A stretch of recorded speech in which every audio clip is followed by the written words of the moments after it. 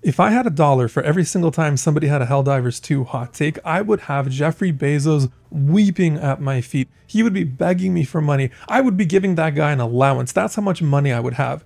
Helldivers 2, it's so popular. There's so much hype surrounding it. Everybody's got to have a take, including your grandma's neighbor's uncle who is missing a leg but still walks the dog every single night. Everybody's got to have a take. But in all of this noise and all of this hype, what's going on with the game and whether it's actually worth it kind of gets lost. It gets hard to parse whether you should be spending your hard-earned money and time on this game. So folks, I am Dr. Poplove, your weirdo geek bro, and in this debut edition of After the Hype, we are going to be breaking down every single aspect of Helldivers 2 while we look over some footage of it to see what the game is actually like after its initial honeymoon period. We're going to talk about everything from the gameplay loop to the community, even the developers and the live service aspect of it. We're leaving no stone unturned. So let's jump right into the core gameplay loop.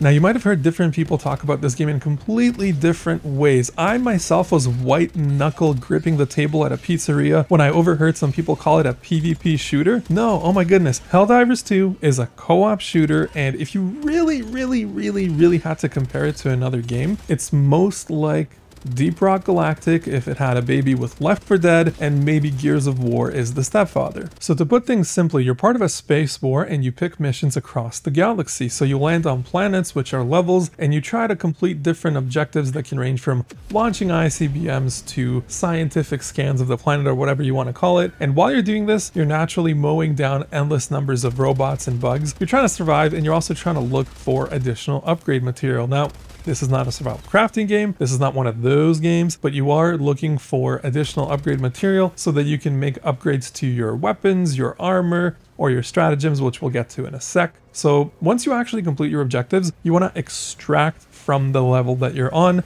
and that gets very hectic, very fun. But once you extract, your score gets tallied up, and your score contributes to your progression at the individual level, but also to the persistent online space war progression. So you're actually fighting against the game in that regard. You're trying to liberate planets or defend them or whatever the objective calls for. That's what you're doing, and that's the core gameplay loop. So if you really have to break it down even further than that, you hop into a lobby with friends, you play a level, you get out of that level. It's like Deep Rock Galactic, it's like Left 4 Dead, it's like one of those games. So the reason why you're hearing so many different people call it in so many different ways, well, one, the game has just reached that level of popularity where even people that don't play a lot of games play this game. And two, there's not a single genre that you can kind of just apply it. If you were to look at the tags for the game in terms of genre, you wouldn't really find any one tag that encompasses the entire game, because we don't get a lot of games like this. So of course the $1,000,000 question is the core gameplay loop fun? And oh my god, it's so much fun.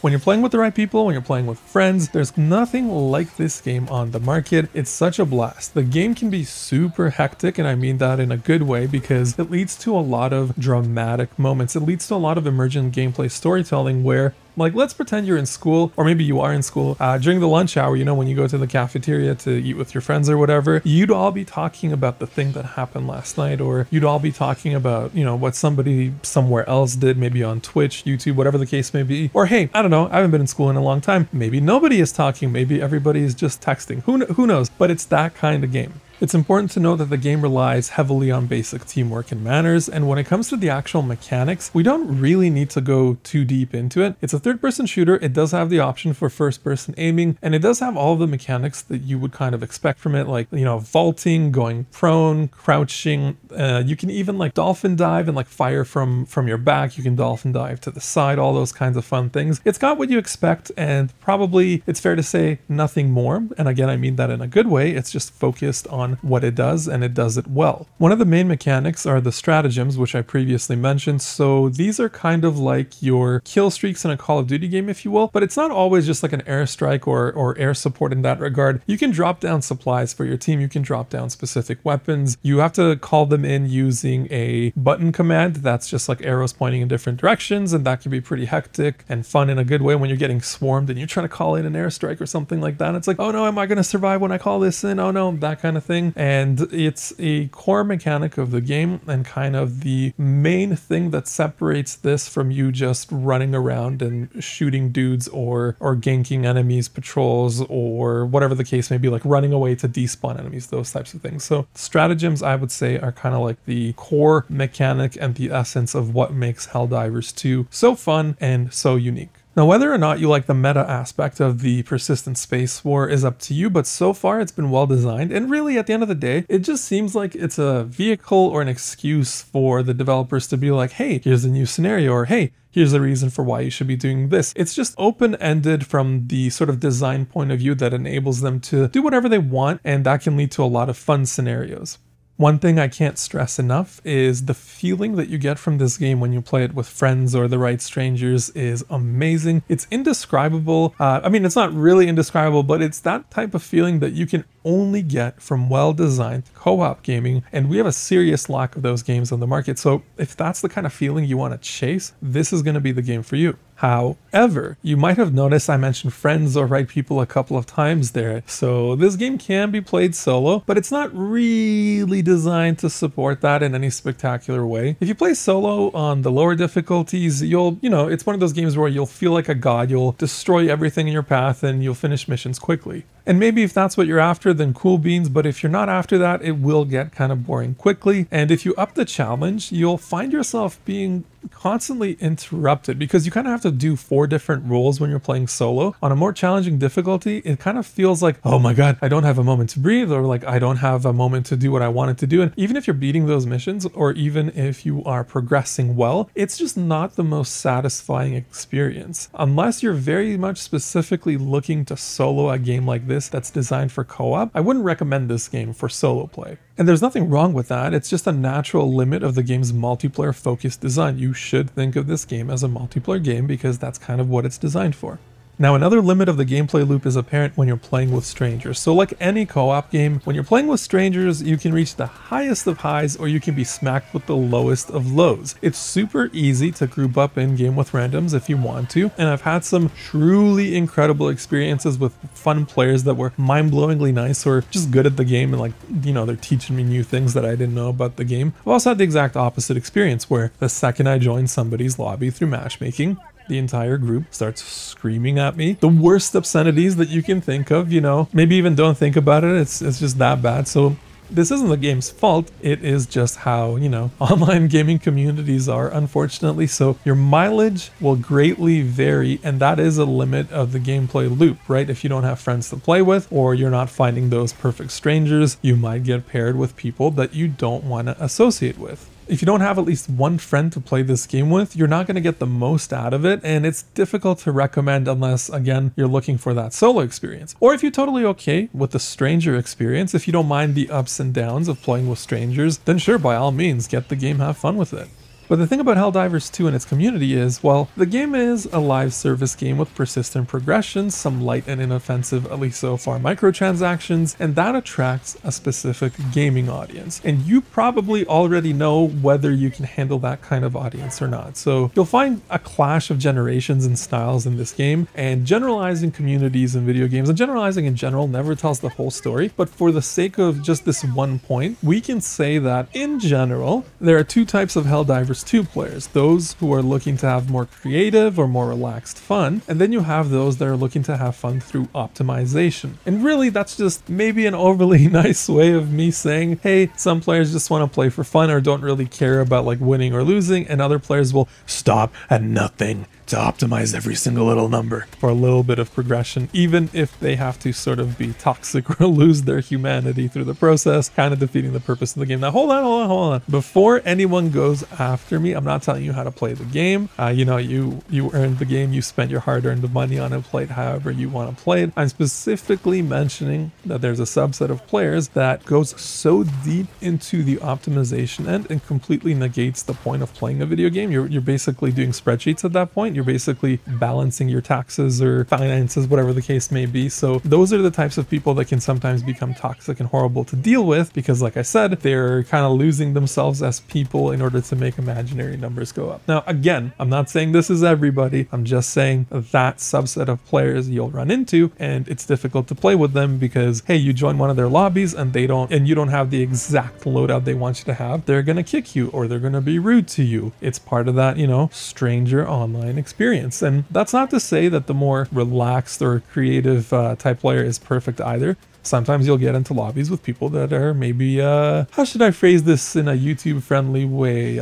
Maybe they are performance enhancing and it's backfiring. It's not actually enhancing their performance. You know, you get a lot of that as well. So these are kind of like the more fringe aspects of the player base that you'll find. But because it's such a humongous player base, because it's one of those games that's like popped the mainstream, you are going to run into a lot of these people when you're playing with strangers. And again, you're going to still run into a lot of really awesome people as well. So the reason why I'm kind of focusing on community here so much is to let you know, if you don't have at least one other friend or ideally 3 other friends, you need to know what kind of experience you're signing up for if you're going to get this game. You might find yourself drastically adapting playstyles between rounds, and you might find that some people are just, you know, going too hard or not going hard enough. It's a co-op multiplayer game, so playing with strangers, always a dice roll. All right, now let's switch gears a little bit. So when it comes to video games as an art form, there's a unique power dynamic triangle that occurs, and it doesn't really happen in other mediums in this way because games are interactive, and in that sense, players can feel an ownership over them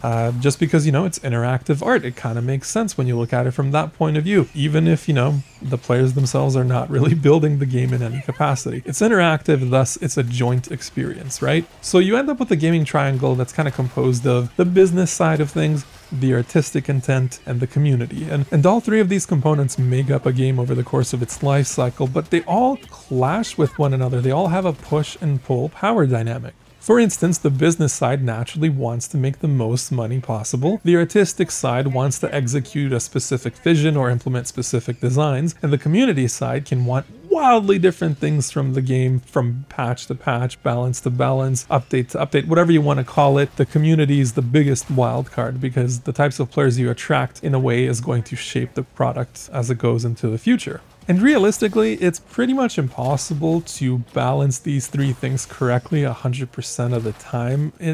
I'm not saying you shouldn't try, but it's just impossible because anytime you do something in game, it's going to be beloved by some people and it's going to be hated by others. For example, if Helldivers 2 was to drop the single greatest weapon of all time in its game and give it to every single player right away to use, some players would be like, this is amazing, I'm having so much fun, and other players would be like, I can't believe they did this to the game, they ruined it, there's no more progression, I hate it, I'm never playing it again. That's just like a silly example, but you get what I'm saying at. So far we focused more on the artistic and community side. Let's talk business as well. When it comes to the live service aspect of Helldivers 2, so far I would say it's been inoffensive at worst and pretty fun at best, but there are still some questions that I have for the future. The game is sort of presented or marketed as having an actual game master who designs and controls scenarios in order to keep things interesting. So imagine you're playing D&D, right? You have the DM and the DM is controlling and running the game. They have something like that for this game. I think in reality, I'm just guessing here, but it's probably more like something like an engagement specialist or like an engagement senior manager, whatever the role or title might be internally. But still, it's a cool concept, it's a neat idea,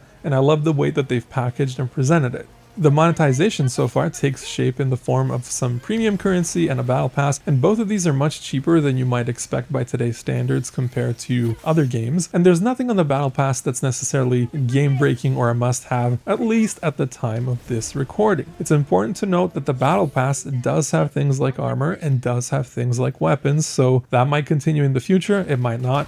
I don't know what their plans are, but it's important to note that because it's always kind of like one move away or one decision away from upsetting some parts of the player base depending on what's in the battle pass.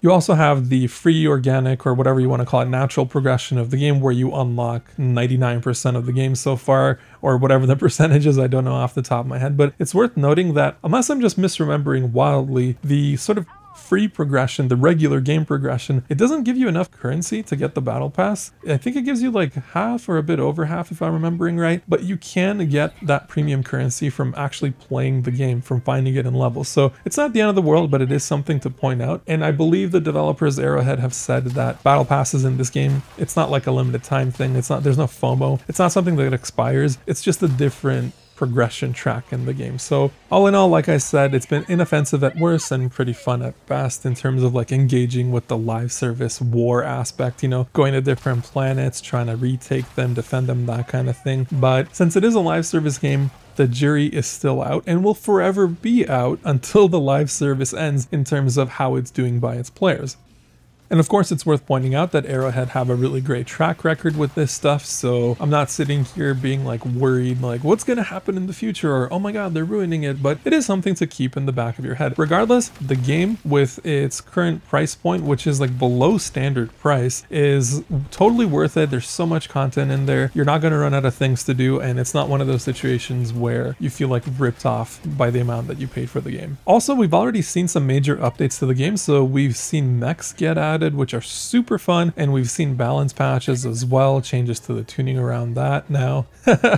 Balancing has been a bit of a sore spot, as well as actually the mechs in some hardcore areas of the community. This happens with every single live service game or any kind of game that receives frequent updates or balance changes. There's always different people wanting different things from it, and some voices can be extremely loud, they can be extremely positive or extremely negative. It's just how it is for video games, and it's up to you to decide, you know, whether you like the balance or something, or whether you like the meta of something. But there's always different voices kind of trying to capture your attention for that. I would just encourage you to try to form your own opinions about that stuff. And the reason why I sort of encourage you to form your own opinions about that kind of thing is because it's really easy to get into those like echo chambers where you just parrot a few YouTubers or a couple of popular Reddit posts, and that's not really constructive, helpful, and it doesn't really like paint the whole picture of the game. So you might be like misrepresenting it to yourself, which in turn impacts how you feel about the game, even though that's not how you actually feel deep down. So again, when you're consuming extremely positive or extremely negative content, it's just one of those things where maybe it has a specific bias or even a specific agenda, and it's something that you always need to watch out for. So that's why I encourage you to form your own opinions about these things. And of course, that applies to this video as well. You know, I've been praising the gameplay loop when you're playing with the right people. I've been saying that the business aspect of the game is all right, but maybe you feel different, and that's totally okay. If you want to talk about it, let's talk about it in the comments. Let's just be respectful to each other. You know how it is. I will get to the parts of the game that I don't like in just a moment, but first, let's talk about the devs. Now,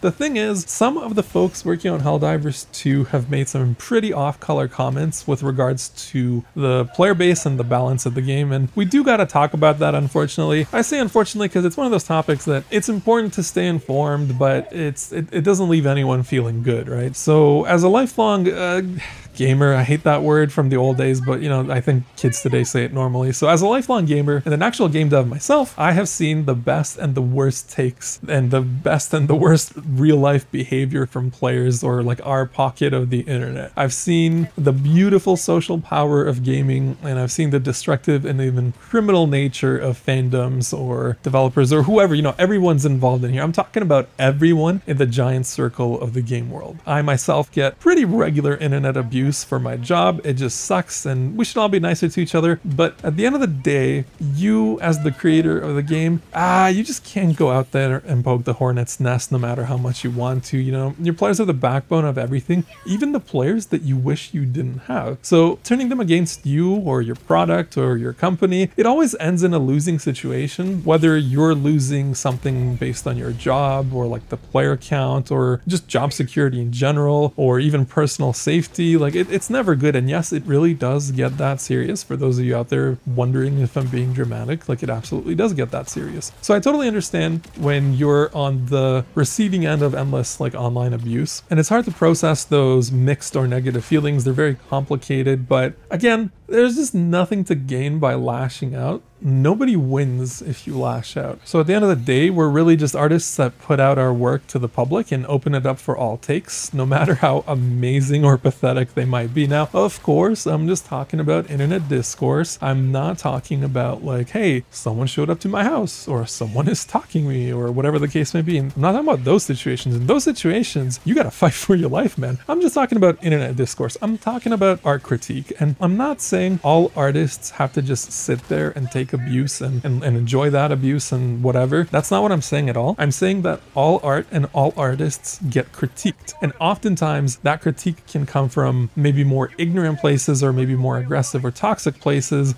And you have to understand and recognize that, and you have to kind of like poke at that and think about, what is this person actually saying when I look past their anger? Are they saying something that might actually be useful, or are they truly just like a piece of crap and I should just completely ignore it? So again, totally get it, but at the end of the day, you just can't come out and say things about the player base that are gonna be deeply upsetting to the player base. Now, that's enough of that. On the flip side, Arrowhead has been really transparent about so many different things, so the game has had plenty of server challenges. I think it kind of took the world by storm. Nobody really expected it to blow up in the way that it did in terms of its popularity, so they've been giving us plenty of updates on that front. Of course, you know, if you're in a queue or you can't get into a game, that's sucky, right? But at least you're hearing from the developers, hearing from the company, hearing from Arrowhead about what's happening, what's being done to address that sort of thing. You're always feeling like there's progress being made on your issues, which is good. Also, we've seen some great patch notes and some great explanations from developers about why things are being changed or added or whatever the case may be, like sort of explaining the rationale behind it, the design intent. And again, whether you agree or disagree with the artistic intent, that's up to you, but it's fantastic to see that level of transparency. It benefits everyone, the players, the company, everyone.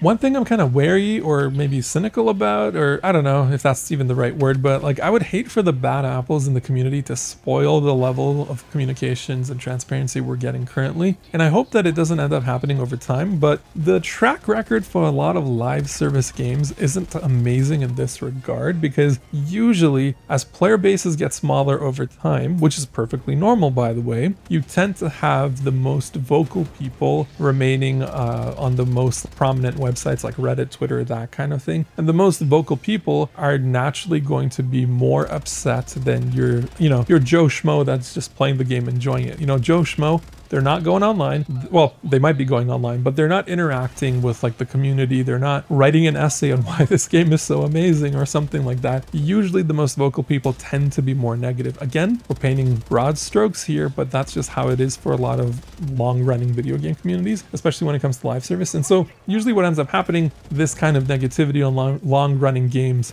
discourages game companies from wanting to communicate in a lot of details. So I hope that doesn't happen. I hope that Helldivers 2 can continue strong into the future. But again, there's just something about simulated live servicey progression that can bring out highly negative traits, both in terms of the player side or maybe even a company side, on all sides, on all parties. It's a tricky thing to manage. Remember, I talked about that gaming triangle, right? The business, the artistic intent, and the community. There's always a push and pull between those three.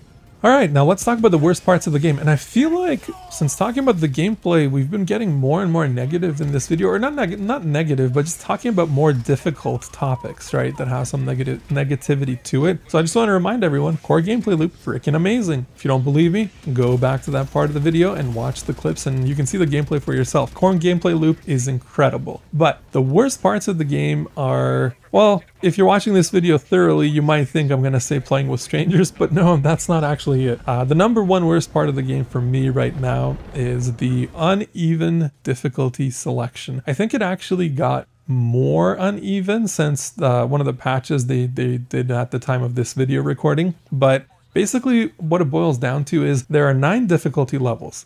If you play on difficulty level 6, all you really need is 2 sort of very competent players and you can get by no problem, even if the other 2 players don't know what they're doing, or even if it's just you 2 playing. When you get to difficulty 7, depending on the mission type, it might as well be difficulty 9. The game starts throwing all of its most toughest challenges at you all at once, and there's no kind of ramp up to that. So it can be beaten, it can be done, but it's kind of like a slog. It's kind of a grind, not a grind in the sense of like you're grinding progression, just a grind in the sense of like the actions that you're actually taking. It's a meat grinder, right? And so I don't know what really happened here, because prior to the patch at the time of this recording, I was playing on difficulty 7 all the time regularly, and it was very challenging but very fun, and now it might as well be difficulty 9. Now, to be clear, I have never played difficulty 9 because I've beaten 7, I've beaten 8, or sorry, I've beaten 7, but I've never had a chance to beat 8 in order to unlock 9. I've beaten individual missions in 8, but not the complete triple set that you need to actually unlock the next difficulties. So I don't know if difficulty 9 is even crazier, but 7 and 8 might as well be the same difficulty. I see no practical difference in it. I'm sure there's a design difference or an implementation difference in the backend, but right now that is a legitimate issue with the game, and it's definitely something that can be patched. It's not the end of the world or anything. It doesn't stop the other difficulties from being fun, but it is important to call out. Now, just to highlight a couple of other maybe sore spots of the game. So even with all of the patches they've done since launch, you will still get some crashing here and there. It's not common. It's not going to ruin your life. It's not, you know, the end of the world, but you know, it's not nice whenever you just are in the middle of a mission and the game suddenly crashes. It is what it is, and I'm sure they'll keep addressing it and fixing it over time, so I'm not too concerned about that. Actually, worth pointing out, I couldn't even play this game initially when it came out on my PC, which is, you know, not bragging, but it is a very beefy PC. Just a lot of technical problems. Those have been ironed out for the most part, it seems, but I can't really speak to every single PC configuration, right?